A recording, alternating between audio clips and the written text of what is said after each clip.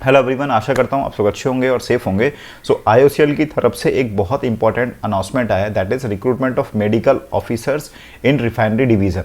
ठीक है, मतलब you will B diploid in the refinery. और रिफाइनरीज अपने आप में क्या एक स्टेबल वर्क कल्चर होता है कि रिफाइनरी होगी, रिफाइनरी जहाँ भी है वहाँ पे कॉलोनीज, वेल इस्टेब्लिश्ड कॉलोनी जहाँ पे गेम्स, जिम एटसेट्रा ये सब चीज़ें होती है। सो पहली बात तो ये है कि आईओसीएल के बारे में आई थिंक सब लोग जानते होंगे। It's a Maharatna company, the energy of India, globally admired company, Fortune 500 में ये कंपनी आती है। अभी आगे जो इंपॉर्टेंट चीज़ है वो ये देखते हैं कि देखिए 2 पोस्ट के लिए उन्होंने निकाला है, senior medical officer SMO and additional chief medical officer ACMO. ठीक है, एसएमओ जो होगा that is at the grade A1, जिनका पे स्केल होगा 60,000 से 1,80,000। और जो एसीएमओ है वो क्या है इन द ग्रेड डी, उनका पे स्केल जो 90,000 से 2,40,000 में। इसेंशियल क्वालिफिकेशन जो है दोनों के लिए सेम है, बट क्या है एसीएमओ में एक्सपीरियंस की रिक्वायरमेंट है। हम देखते हैं आगे क्या क्या है। नंबर ऑफ पोस्ट एसएमओ की 35 हैं, एसीएमओ की 8 हैं। क्वालिफिकेशन की हम बात करें, देखो एसएमओ में इसमें बहुत सारे स्पेशलाइजेशंस हैं। ठीक है, gynaecology, general physician, general surgeon, pathology, paediatric, orthopaedic, cardiology.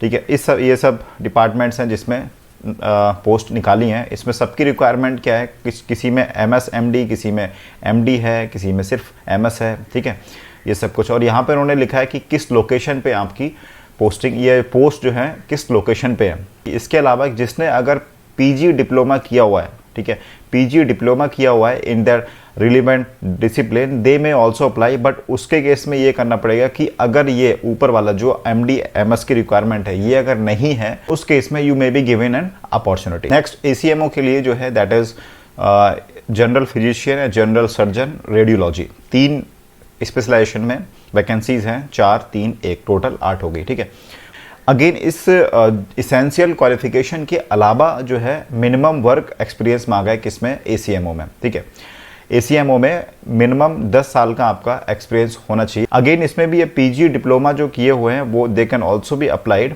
ठीक है, बट उसमें वही है कि नॉन अवेलेबिलिटी होगी इनकी, तभी वो अप्लाई कर सकते हैं।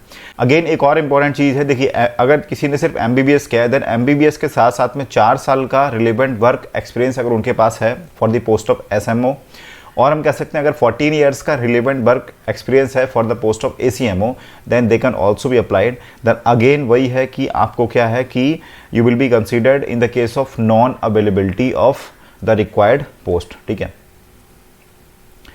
अगेन हम देखते हैं कि सेलेक्टेड कैंडिडेट विद MD/MS, मतलब जिसने MD/MS किया है आफ्टर MBBS, तो उनके लिए अप टू 5 इंक्रीमेंट मिल सकता है।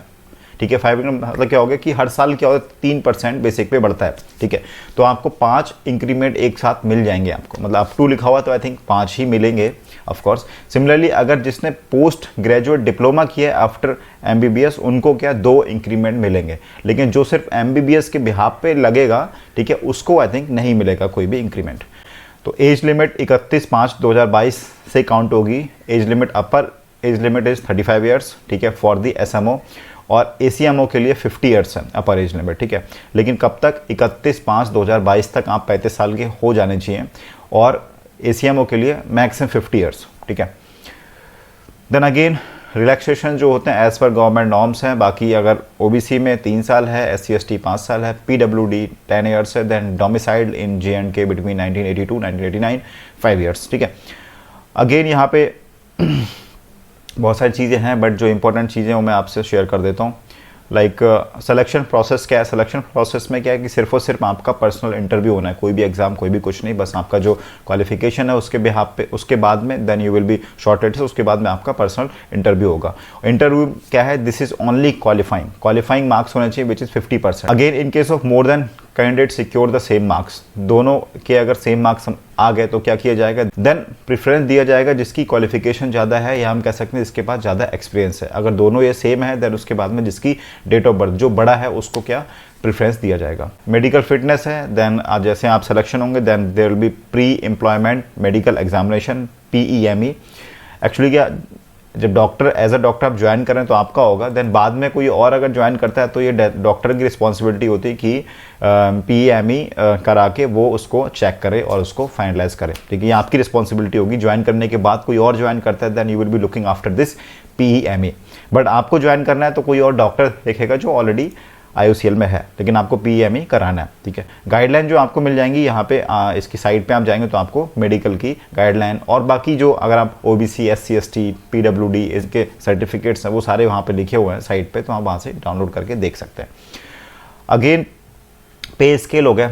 पे स्केल आपका 60,000 होगा बेसिक पे SMO के लिए, और ACMO के लिए 90,000 होगा बेसिक पे। बेसिक पे के अलावा बहुत सारी चीज़ें और होती हैं, DA हो गया, ठीक है, देन अगेन HRA हो गया, ठीक है। आपको या HRA नहीं लेंगे तो आपको क्या वहाँ पे कॉलोनी एकोमोडेशन मिलेगा, that will be subsidised. Then medical facilities to you and your dependents, gratuity, ठीक है, CPF हो गया, पेंशन स्कीम्स हैं, लीव एनकैशमेंट है, लीव ट्रेवल कंसेशन है, या LFA में आप क्लेम कर सकते हो, ठीक है। अल्टीमेटली आप मान सकते हो कि 80 to 85,000 स्टार्टिंग में इन हैंड सैलरी होने वाली है, ठीक है।